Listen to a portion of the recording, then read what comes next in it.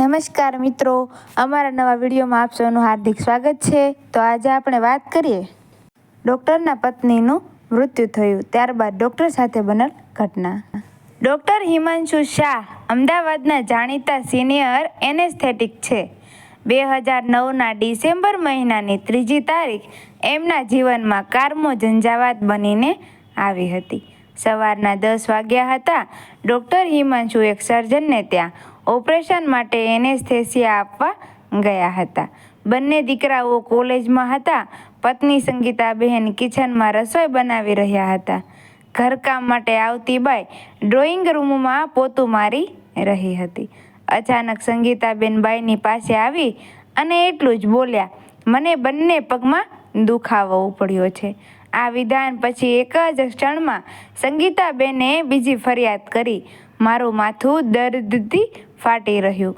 વાક્ય અધૂરું રહી ગયું। સંગીતાબેન જ્યાં ઊભા હતા ત્યાં જ ફસડાઈ પડ્યા। એમના વાક્યમાં સે શબ્દ રહી ગયો હતો, એ સંગીતાબહેનના અસ્તિત્વમાંથી પણ નીકળી ગયો। સંગીતાબહેન લગભગ 6 માંથી હતી બની ગયા।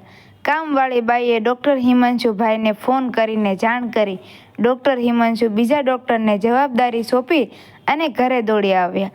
આવીને જોયું તો તેમની જીવનસંગીની કોમામાં પહોંચી ગઈ હતી। ડૉક્ટર હિમાંશુ આજથી 47 વર્ષ પહેલાં મારા સહાધ્યાયી હતા। જામનગરની મેડિકલ કોલેજમાં 1973ની બેન્ચમાં અમે સાથે ભણતા હતા। પછી સમયના પ્રવાહમાં અમે દૂર ખેંચાઈ ગયા। વર્ષો પછી અમદાવાદમાં પાછા ભેગા થઈ ગયા। અમારે પ્રત્યક્ષ મળવાનું ખાસ થતું ન હતું। અમદાવાદ જેવા મોટા શહેરમાં ભૌગોલિક અંતર દોસ્તી નિભાવવા માટે ખલનાયક સાબિત થતું હોય છે, પણ છેલ્લા 15 વર્ષથી પરિસ્થિતિમાં એક પોઝિટિવ બદલાવ આવ્યો છે। દર વર્ષે એકાદ વખત અમદાવાદમાં રહેતા વીતેલા સમયના મિત્રો કોઈ એક મિત્રના ફાર્મ હાઉસમાં એકઠા થતા હોઈએ છીએ। ખૂબ મોજ મસ્તી માણીએ છીએ, જૂના તોફાનો યાદ કરીએ છીએ, જૂની ગાળોને જીવતી કરીએ છીએ અને પછી સાથે ભોજન લઈ અને છૂટા પડીએ છીએ। આવું આયોજન ખાસ કરીને અમેરિકા સ્થિત ડૉક્ટર કમલેશ દવે ભારત આવે ત્યારે થાય છે। 2009ના ડિસેમ્બર મહિનામાં આવી જ રીતે એચી હાઈવે પાસે આવેલા એક ફાર્મ હાઉસમાં અમે 25 મિત્રો પત્નીઓ સહિત ભેગા થયા હતા। ખાસ તો પત્નીઓના લાભાર્થે અમે ઇન્ટ્રોડક્શન આપવાનું મુનાસિબ ધાર્યું હતું। દરેક મિત્ર પોતાની સ્થાન ઉપર ઊભો થઈ અને પોતાની પત્નીનો પરિચય આપતો હતો।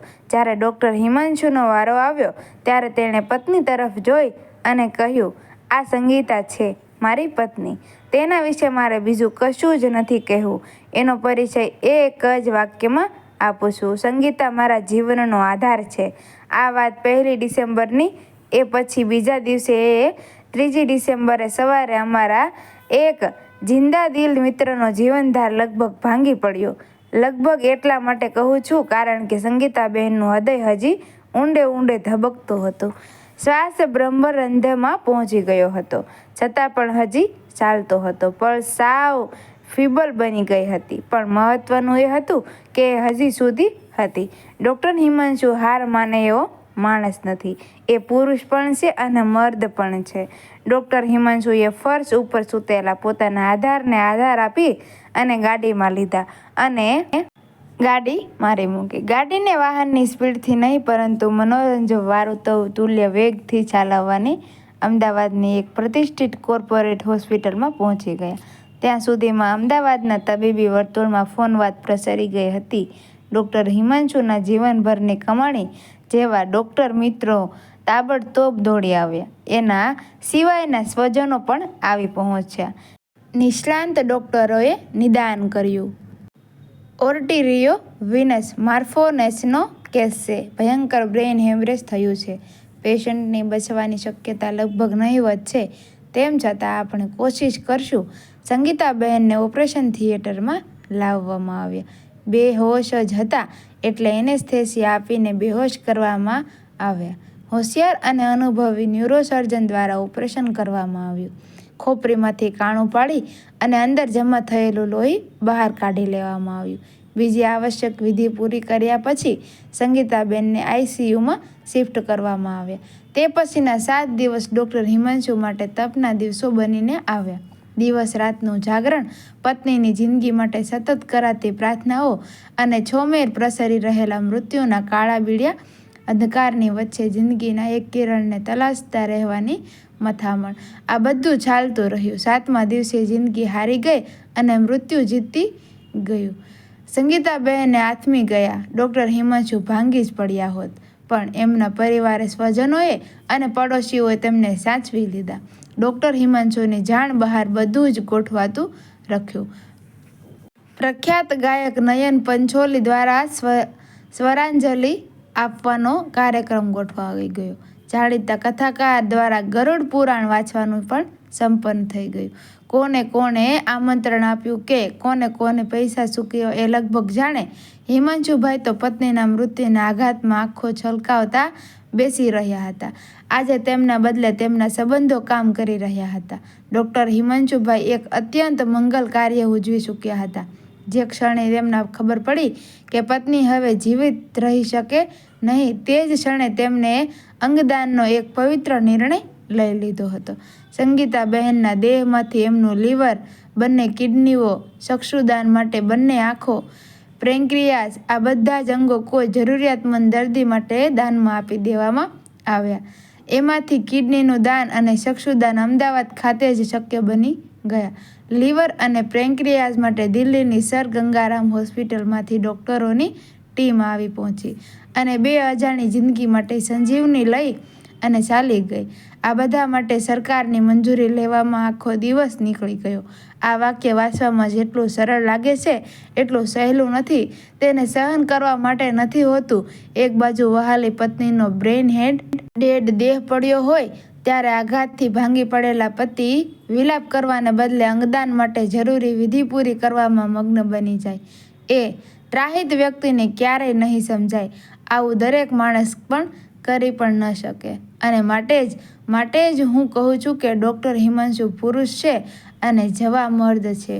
મનુષ્યનું જીવન ક્યારેય કોઈને માટે અટકતું નથી. ડૉક્ટર હિમાંશુનો પ્રવાસ પણ આ ચાલુ જ રહે. 2 દીકરાઓ, 2 વહુઓ અને એમના બાળકોના સંગાથમાં જિંદગી સરસ રીતે પસાર થઈ રહી છે. ડૉક્ટર હિમાંશુએ પોતાની જાતને વાસ્તવમાં ખૂંપાવી દીધી છે. તે સતત બોલતો રહે છે અને હસતો રહે છે, પણ ક્યારેક મારા જેવો અંગત મિત્ર જ્યારે પૂછી લે ત્યારે તે કબૂલ કરી બેસે છે, બધું બરાબર છે, બધું પૂર્વવત છે, પણ મારી સાથે સંગીતા નથી. હું મેળાની વચ્ચે એકલો હોઉં એવું ફીલ કર્યા કરું છું. મુમતાઝના મૃત્યુ પછી શાહજહાંએ તાજમહેલ બંધાવ્યો હતો. કથાથી ડૉક્ટર હિમાંશુએ પત્ની પાછળ શું કર્યું? એમણે એક ફાઉન્ડેશન બનાવ્યું. એના નેજા હેઠળ સેવા પ્રવૃત્તિની શરૂઆત કરી. જે દર્દી બ્રેઇન ડેડ થઈ ગયા હોય તેમના સ્વજનોમાં જાગૃતિ પ્રસારવાનું શરૂ કર્યું. ધીમે ધીમે ખાનગી અને કોર્પોરેટ હોસ્પિટલોમાં વાત ફેલાઈ ગઈ. ત્યાંના ડૉક્ટર્સ પણ સહાય આપવા માટે આગળ આવ્યા. કોઈ દર્દી વેન્ટિલેટર ઉપર હોય અને તબીબી દ્રષ્ટિએ પાછા ફરવાની કોઈ જ આશા ન બનતી હોય ત્યારે તેમની સારવાર કરતા ડૉક્ટર્સ દર્દીના સગાઓને અંગદાન માટે સમજાવે છે. પણ ભાગ્યે જ કોઈ પરિવાર તૈયાર થાય છે. આવા સંજોગોમાં એ ડૉક્ટર હિમાંશુને યાદ કરે છે. ડૉક્ટર હિમાંશુ પોતાના 1000 કામ પડતા મૂકી અને દોડી જાય છે. અવઢવમાં મુકાઈ ગયેલા સગા વહાલાઓને પોતાનું ઉદાહરણ આપીને સમજાવે છે. અંગદાન આપવામાં કશું જ ધર્મ વિરુદ્ધનું નથી. મેં પોતે ડૉક્ટર હોવા છતાં મારા પત્નીના અંગોનું દાન અપાવ્યું હતું. એને કારણે 3 દર્દીઓને નવું જીવન મળ્યું અને 2 માણસોને નવી દ્રષ્ટિ મળી. મારી પત્ની સંગીતાના અવસાન પછી પણ એમના 5 અંગો આ પૃથ્વી ઉપર જીવિત છે. મૃત્યુ પછી વહાલા સ્વજનોને જીવતા રાખવાનો આનાથી વધુ સારો ઉપાય બીજો કયો હોઈ શકે? શાહજહાંના તાજમહેલને જોઈ અને લોકોની આંખ ઠરે છે, પણ ડૉક્ટર હિમાંશુ જેવા દયાવાન સજ્જનની દિલવારીથી લોકોને આંખ મળે છે. તમે જ કહો કે તાજમહેલ સારો કે આવું તર્પણ સારું? મિત્રો, વિડીયો ગમ્યો હોય તો વિડીયોને લાઇક કરજો, શેર કરજો અને અમારા આવા જ નવા વિડીયો જોવા માટે અમારી ચેનલને સબસ્ક્રાઈબ કરી દેજો. ધન્યવાદ. રાધે રાધે.